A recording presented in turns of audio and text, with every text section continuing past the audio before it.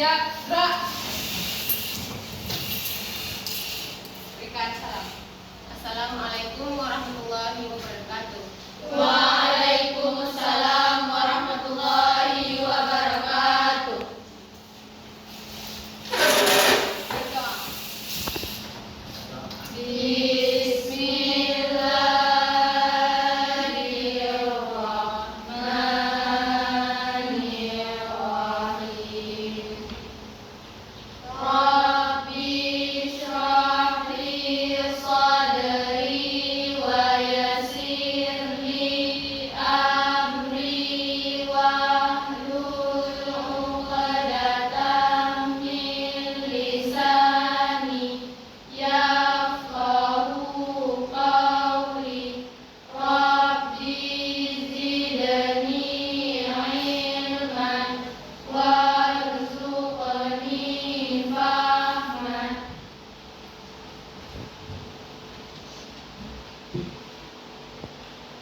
Apa kabar anak-anak ibu sekalian?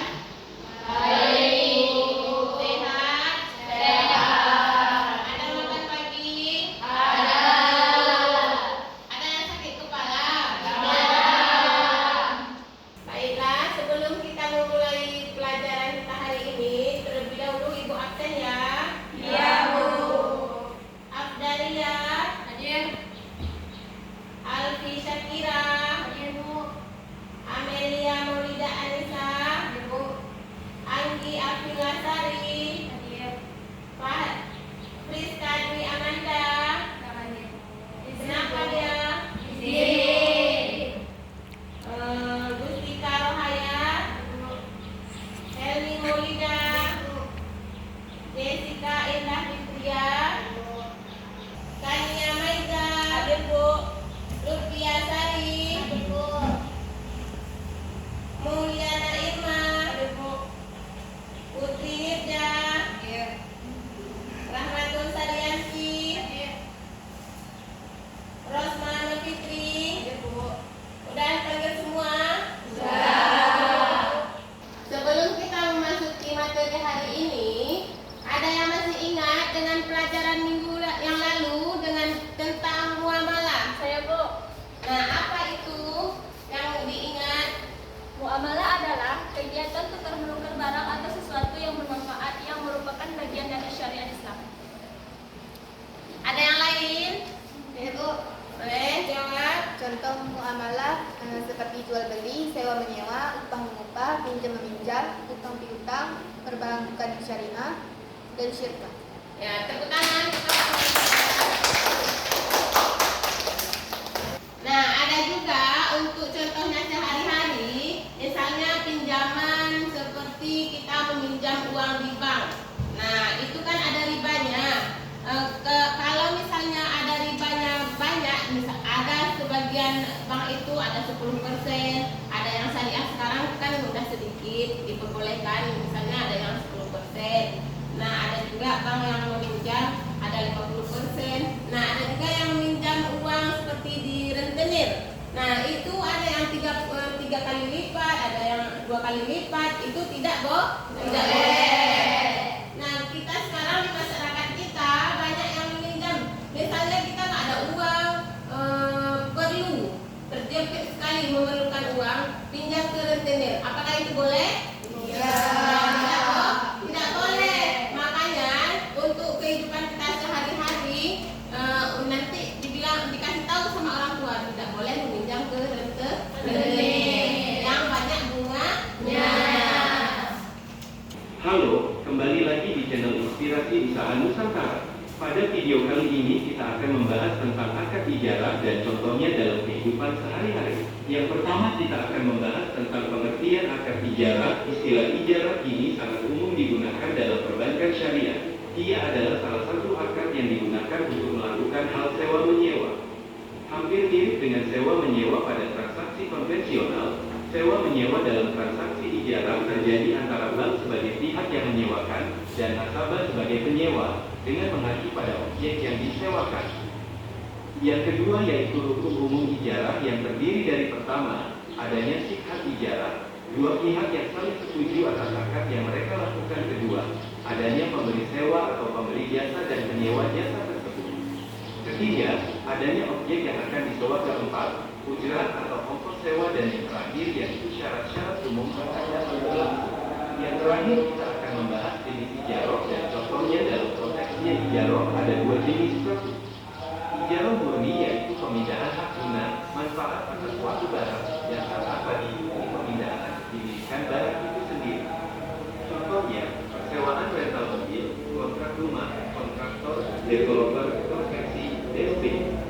2. Ijarah mutayyab bil tamlik yaitu akad yang berlawanan ijarah murni dengan perbedaan perpindahan kepemilikan barang itu sendiri di akhir akad berakhir. Contohnya seperti KPR rumah. Sekian penjelasan mengenai akad ijarah. Nantikan informasi menarik lainnya ya. Nah, ada yang memahaminya? Paham? Semua paham? Mengapa Islam melarang riba? Ada yang tahu? Ya baik, silakan. Larangan riba dalam Islam bertujuan untuk menciptakan sistem ekonomi yang adil, merata dan beretika yang tidak hanya bermanfaat bagi individu, tetapi juga bagi masyarakat secara keseluruhan. Nah, baik, terima kasih. Selanjutnya, bagaimana dampak pinjaman berbunga bagi yang berpenghasilan rendah? Siapa bisa menjawab? Saya Bu. Nah, silakan Anggi. Pinjaman online berbunga tinggi dapat memperparah kondisi keuangan seseorang, menyebabkan mereka terjebak dalam lingkungan hutang. Islam melarang riba untuk melindungi masyarakat dari beban hutang yang tidak adil. Solusi Islam adalah menghindari hutang yang melibatkan bunga dan mendorong masyarakat untuk membantu sesama melalui sedekah atau pinjaman tanpa bunga. Nah, terima kasih Anggi. Nah, baiklah, sekarang kita memasuki materi kita hari ini, yaitu tentang riba, sewa menyewa, dan syirkah. Nah, adapun sewa menyewa itu seperti yang pernah dilakukan kita, misalnya kalau nanti kalian kuliah, kalian menyewa kos, itu disebut sewa menyewa. Itu nanti ada perjanjian, ada pembayaran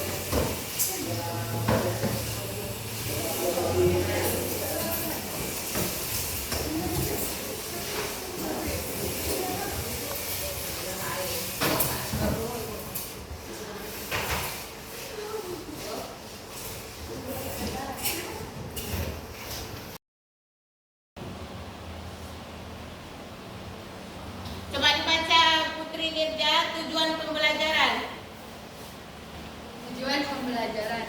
Tujuan umum memahami konsep dasar muamalah dalam Islam, khususnya tentang riba, sewa menyewa, dan syirkah.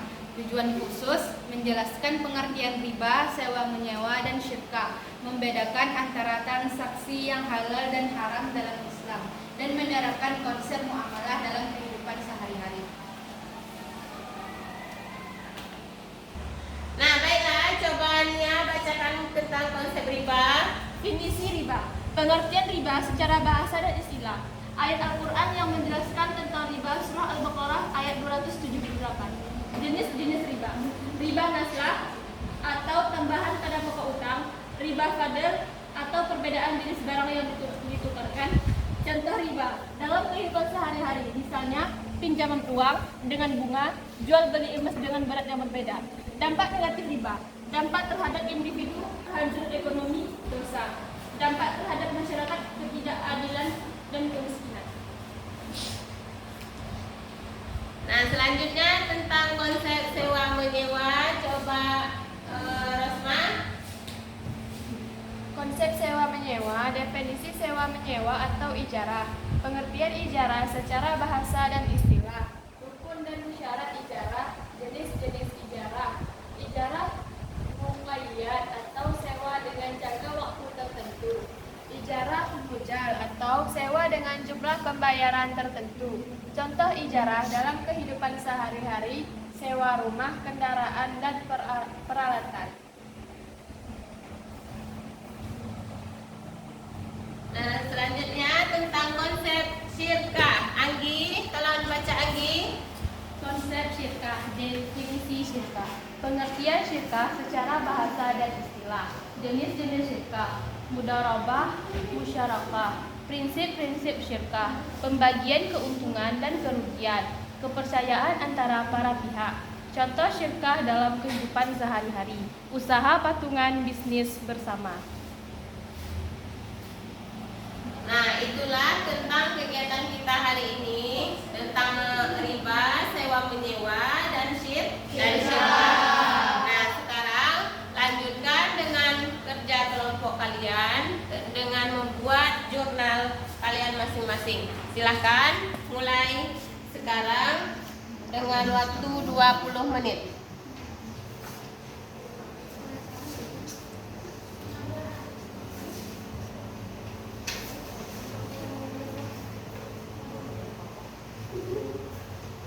Nah, kalian boleh membuatnya, menulisnya di atas kertas. Nanti baru kalian presentasikan ke depan.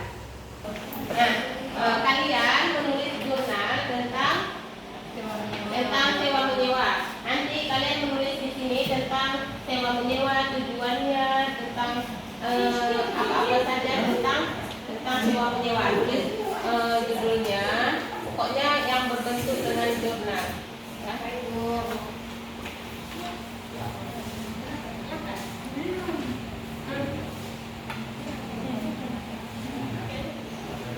Waktu 20 menit ya.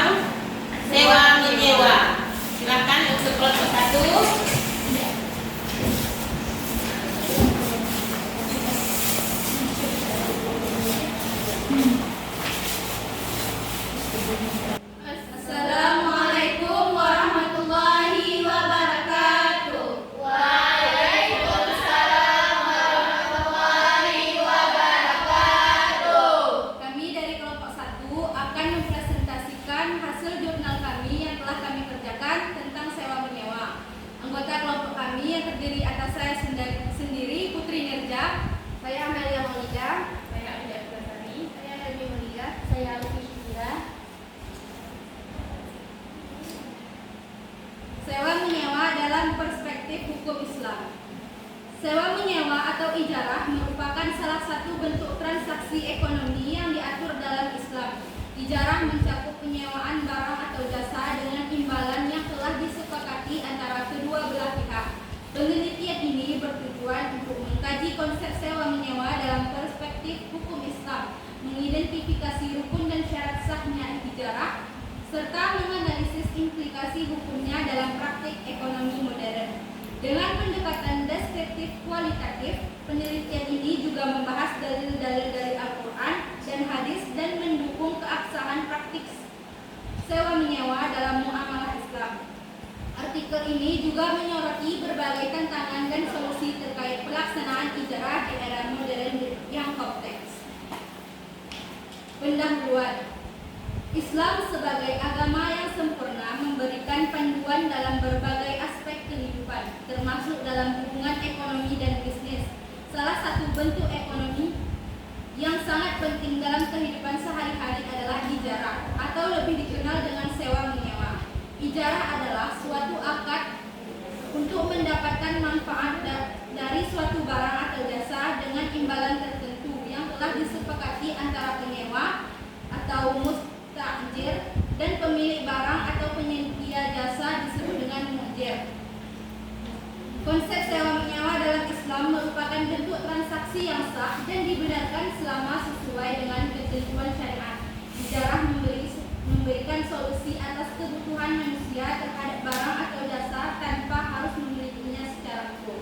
Artikel ini bertujuan untuk membahas secara mendalam konsep ijarah, rukun, syarat, serta dalil yang mengatur transaksi ini dalam Islam. Selain itu, artikel ini juga meninjau relevansi ijarah dalam sistem ekonomi modern seperti leasing atau penyewaan properti, serta bagaimana prinsip-prinsip ini dapat diterapkan dalam praktik saat ini.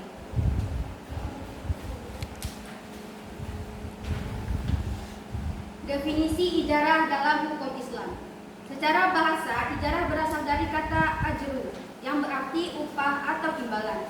Dalam terminologi syariat, ijarah didefinisikan sebagai suatu akad untuk memberikan manfaat atau jasa dari suatu barang kepada orang lain dengan imbalan tertentu tanpa memindahkan kepemilikan barang tersebut. Ijarah melibatkan dua pihak utama, mu'jir, pemilik barang atau memberi jasa yang memberikan manfaat atau jasa, mustajir, pihak yang menerima manfaat atau jasa dengan membayar imbalan yang telah disepakati.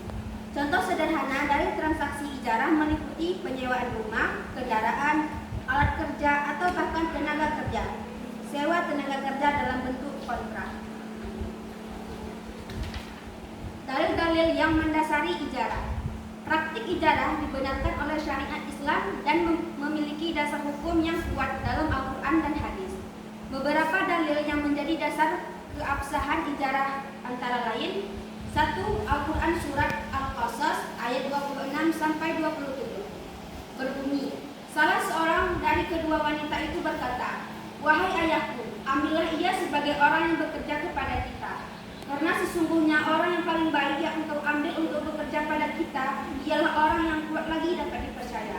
Berkatalah dia, "Syuaib, sesungguhnya aku bermaksud menikahkanmu dengan salah seorang dari kedua anakku ini, atas dasar bahwa kamu bekerja denganku selama 8 tahun, dan jika sempurnakanlah 10 tahun, maka itu adalah suatu kebaikan dari kamu." Ayat ini menunjukkan adanya akad ijarah dalam bentuk sewa tenaga kerja yang dihalalkan oleh Islam dengan dasar persetujuan kedua belah pihak. 2. Al-Quran Surah At-Taubah ayat 60. Ayat ini menunjukkan bahwa Islam mengakui dan membenarkan transaksi dengan sistem upah atau pembayaran untuk jasa tertentu, termasuk sewa tenaga kerja dan barang. 3. Hadis riwayat Bukhari. Rasulullah SAW bersabda, "Berikanlah upah kepada pekerja sebelum kering keringatnya." Hadis ini menegaskan pentingnya pembayaran yang adil dalam sistem sewa menyewa, khususnya dalam konteks sewa tenaga kerja. 4. Hadis riwayat Muslim. Rasulullah yang menyewa seseorang untuk suatu pekerjaan, hendaklah ia memberitahu dengan jelas jumlah upahnya.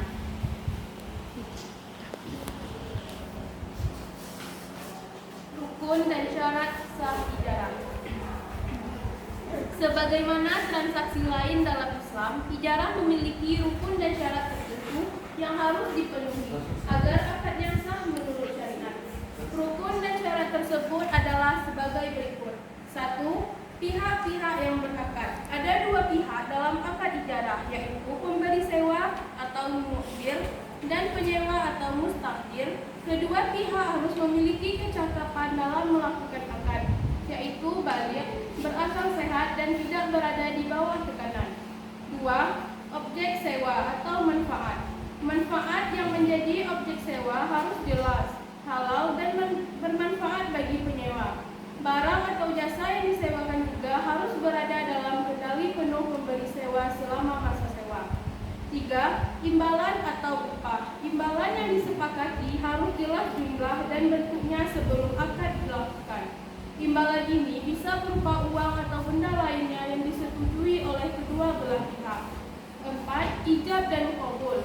Seperti halnya dalam akad-akad lain, dalam ijarah juga diperlukan ijab atau penawaran dan qabul atau penerimaan dari kedua belah pihak sebagai tanda persetujuan atas akad yang dilakukan.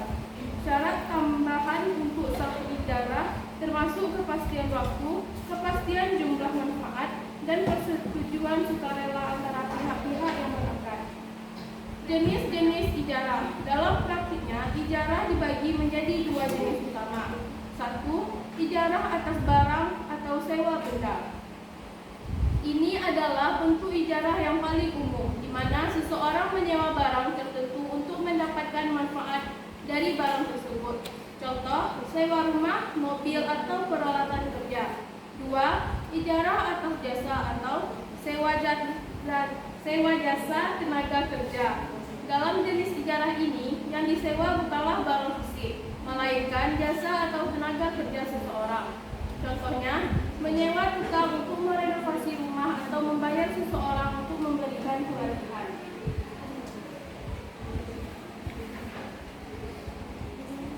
Dampak sosial ekonomi ijarah. Ijarah dalam perspektif hukum Islam memiliki dampak positif yang signifikan terhadap perekonomian masyarakat. Beberapa dampak positif tersebut antara lain: 1. Mendorong keadilan ekonomi. Ijarah memungkinkan distribusi manfaat barang atau jasa secara adil tanpa harus memindahkan kepemilikan. Ini mendorong orang yang tidak mampu membeli barang tertentu untuk tetap dapat mengakses manfaatnya. 2. Peningkatan produktivitas. Dengan adanya ijarah, masyarakat dapat menyewa barang atau jasa yang dibutuhkan untuk meningkatkan produktivitas mereka. Misalnya menyewa lahan pertanian, alat kerja, atau kendaraan untuk transportasi bisnis. 3. Mengurangi kesenjangan sosial. Ijarah membantu mengurangi kesenjangan antara yang kaya dan miskin karena memungkinkan masyarakat untuk menggunakan barang mahal tanpa harus memilikinya secara penuh. 4. Peluang usaha. Praktik ijarah juga membuka peluang usaha bagi individu atau perusahaan yang memiliki barang atau jasa yang dapat disewakan, sehingga menciptakan lapangan pekerjaan dan sumber pendapatan baru.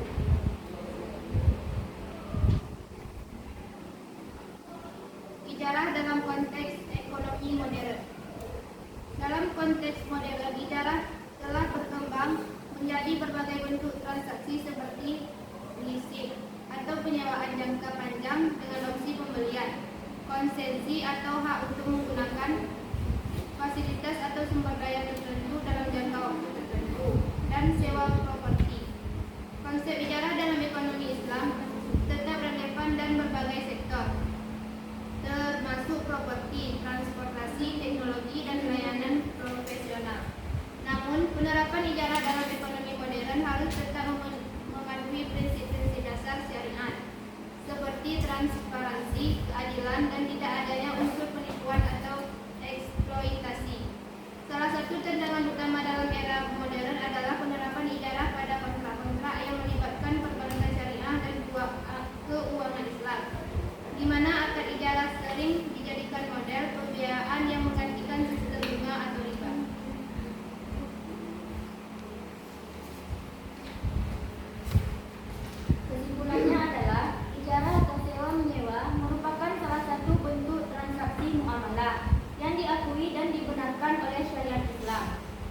ini memberikan fleksibilitas bagi masyarakat dalam memenuhi kebutuhan hidup tanpa harus memiliki barang secara penuh. Dengan rukun dan syarat yang jelas, Islam menjamin bahwa transaksi ijarah berlangsung dengan adil dan transparan. Dalam konteks ekonomi modern, ijarah tetap relevan dan menjadi alternatif yang baik bagi sistem transaksi berbasis bunga yang dilarang dalam Islam. Dengan mengacu pada prinsip-prinsip syariah, ijarah dapat membantu menciptakan tekanan ekonomi yang lebih adil, seimbang dan produktif. Sekian presentasi dari kelompok kami, yaitu jurnal tentang sewa menyewa. Semoga memberi manfaat kepada teman-teman semua. Sekian, terima kasih. Assalamualaikum warahmatullahi wabarakatuh. Waalaikumsalam warahmatullahi wabarakatuh. Nah, terima kasih untuk kelompok 1. Nah, selanjutnya silakan untuk kelompok 2 mempresentasikan jurnalnya tentang syirkah. Nah, untuk kelompok 2 silakan maju ke depan.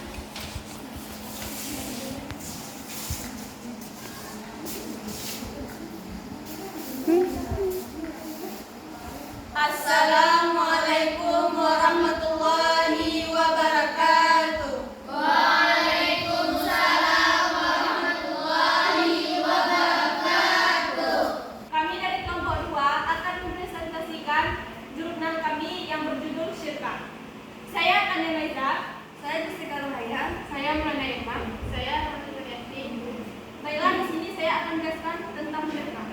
Syirkah adalah bentuk kerjasama dalam muamalah yang diakui dan dibenarkan oleh syariat Islam. Syirkah melibatkan 2 atau lebih pihak yang menggabungkan modal, tenaga, atau keahlian untuk memperoleh keuntungan bersama. Artikel ini bertujuan untuk mengkaji konsep syirkah, rukun dan syaratnya, serta berbagai jenis syirkah yang diakui dalam hukum Islam. Penelitian ini juga menyoroti relevansi syirkah dalam praktik bisnis modern, terutama dalam konteks kerjasama ekonomi dan pengembangan usaha berbasis syariah. Selain itu, artikel ini menganalisis dalil-dalil dari Al-Quran dan hadis yang mendasari dasar hukum bagi praktik syirkah. Pendahuluan. Islam sebagai sistem yang komprehensif memberikan panduan dalam berbagai aspek kehidupan, termasuk interaksi sosial dan ekonomi. Salah satu bentuk interaksi ekonomi yang penting dalam Islam adalah syirkah, yaitu suatu bentuk kerjasama antara 2 pihak atau lebih dengan tujuan yang memperoleh keuntungan secara bersama. Syirkah merupakan salah satu instrumen yang diatur dalam fikih muamalah dan dapat diterapkan dalam berbagai bentuk usaha modern. Syirkah dikenal luas sebagai sistem kerjasama yang berbasis kepercayaan dan keadilan. Praktik syirkah dapat ditemukan dalam berbagai model bisnis kontemporer, seperti kemitraan, koperasi, dan bahkan joint venture.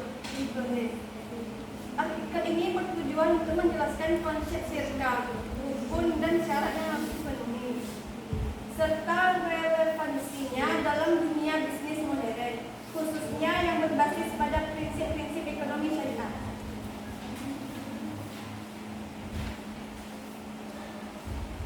Definisi syirkah. Secara bahasa, syirkah berasal dari kata syaraka, yang berarti campuran atau gabungan. Dalam istilah fikih, syirkah diartikan sebagai suatu akad kerjasama antara 2 pihak atau lebih untuk berkontribusi dalam modal, tenaga, atau keahlian dengan tujuan mendapatkan keuntungan dan menanggung risiko secara bersama-sama. Dalam perspektif hukum Islam, syirkah dibenarkan selama memenuhi rukun dan syarat-syarat tertentu. Beberapa jenis syirkah yang paling umum adalah syirkah inan, syirkah mufawadah, syirkah amal, syirkah hudud, dan syirkah mudarabah. Masing-masing memiliki karakteristik tersendiri dalam pengaturan modal, pembagian keuntungan, dan tanggung jawab dalam menanggung kerugian.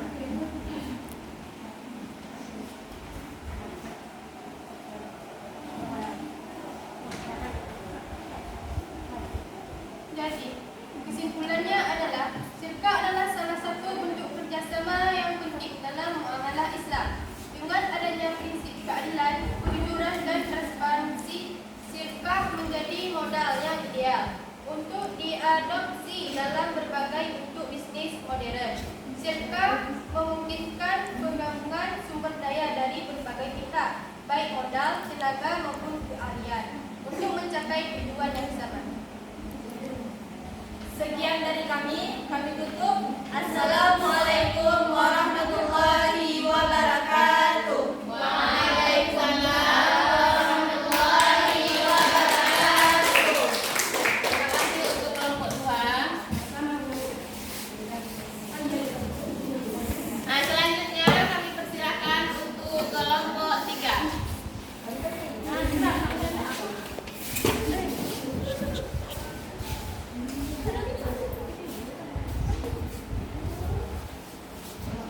Assalamualaikum warahmatullahi wabarakatuh. Waalaikumsalam warahmatullahi wabarakatuh. Kami dari kelompok 3 akan mempresentasikan jurnal Riba dalam Perspektif Hukum Islam. Saya sendiri bernama Rizka Indah Fitria. Saya Rosmana Fitri. Saya Fidelia. Saya Luciasari. Riba adalah salah satu konsep ekonomi yang sangat ditekankan dalam hukum Islam karena dampak negatifnya yang luas terhadap masyarakat. Riba yang merujuk pada pengambilan keuntungan yang tidak adil dari transaksi keuangan dilarang keras oleh syariat. Penelitian ini bertujuan untuk mengkaji kemungkinan riba, sejenis-jenisnya, serta dalil-dalil yang melarangnya dari Al-Quran dan hadis. Selain itu, artikel ini membahas dampak negatif riba terhadap perekonomian, kesenjangan sosial, dan ketidakadilan yang dihasilkan, serta alternatif ekonomi berbasis syariah yang dapat menjadi solusi. Dengan menggunakan pendekatan deskriptif kualitatif, penelitian ini memberikan gambaran yang komprehensif tentang bagaimana Islam menolak riba untuk menjaga keseimbangan dan keadilan ekonomi.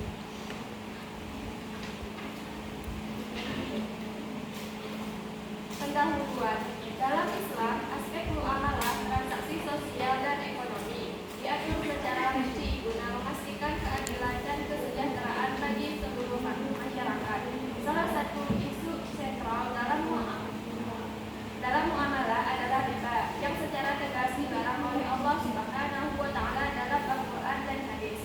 Riba dalam berbagai bentuknya dianggap sebagai bentuk ketidakadilan karena menghasilkan keuntungan sepihak bagi pihak pemberi pinjaman tanpa memberikan kontribusi yang signifikan terhadap aktivitas produktif atau kesejahteraan pihak yang merugikan.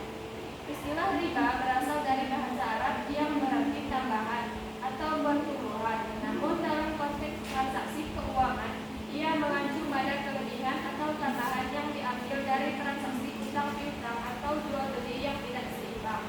Larangan riba bertujuan untuk menghindari praktik-praktik yang mengeksploitasi pihak yang lemah, menjaga keadilan dalam transaksi ekonomi, serta mendorong pembentukan tatanan ekonomi yang berkelanjutan. Studi ini mengkaji lebih mendalam mengenai jenis-jenis riba, dalil-dalil yang mendasari larangannya, serta dampak negatif dari riba terhadap masyarakat dan perekonomian. Di akhir tulisan juga dibahas alternatif dalam sistem ekonomi Islam yang dapat menggantikan riba dengan prinsip keadilan dan keseimbangan.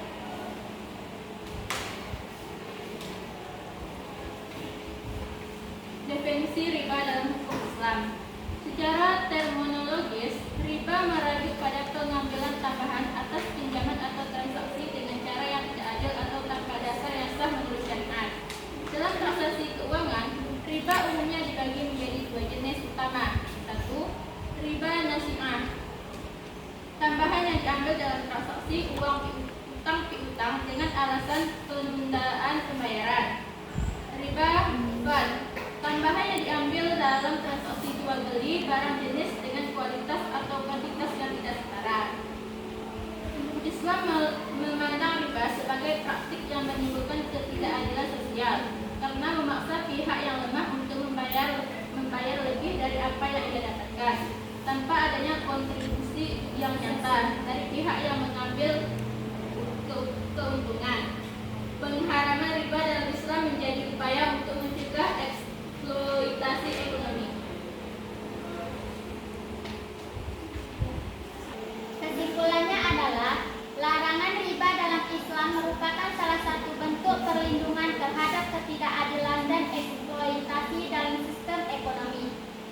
profit riba yang mendukung keuntungan sepihak tanpa kontribusi produktif dianggap sebagai bentuk perbuatan yang merugikan dan menciptakan ketidakstabilan sosial ekonomi. Melalui larangan riba, Islam berupa mendorong terciptanya keadilan ekonomi yang berkelanjutan dengan menerapkan prinsip-prinsip ekonomi syariah yang lebih adil seperti muharabah, musyarakah, dan qardul hasan. Untuk menciptakan masyarakat yang adil dan makmur, penting bagi umat Islam untuk memahami larangan riba dan menggantikannya dengan sistem ekonomi yang lebih adil dan etis.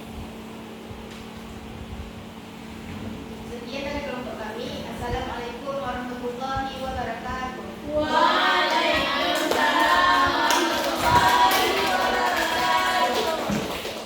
Nah, terima kasih untuk ketiga kelompok 1 dan 2 dan 3. Nah, untuk penulisan jurnal kalian sudah bagus. Sudah terdiri dari ada abstrak, ada pendahuluan, ada juga definisinya, ada juga dalilnya, seterusnya ada juga rukun, ada jenis-jenisnya, selanjutnya ada juga dengan penutup dan daftar pustakanya. Nah, untuk ketiga kelompok Ibu minta terima kasih dan memberikan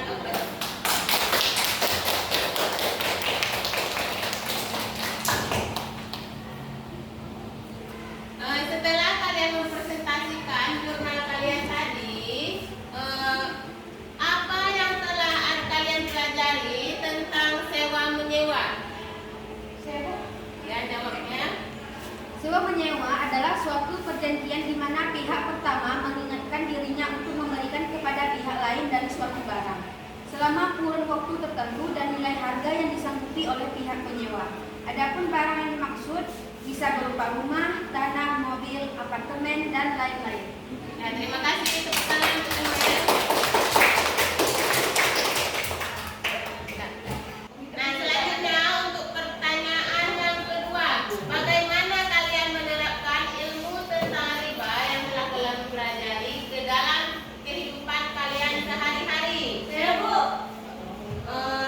Silakan Bu Ayah. Bijak dalam transaksi jual beli dan pinjaman, menghindari riba dengan mematuhi hukum Islam, memindahkan tabungan ke rekening syariah, mengajukan kredit ke bank syariah yang telah memperoleh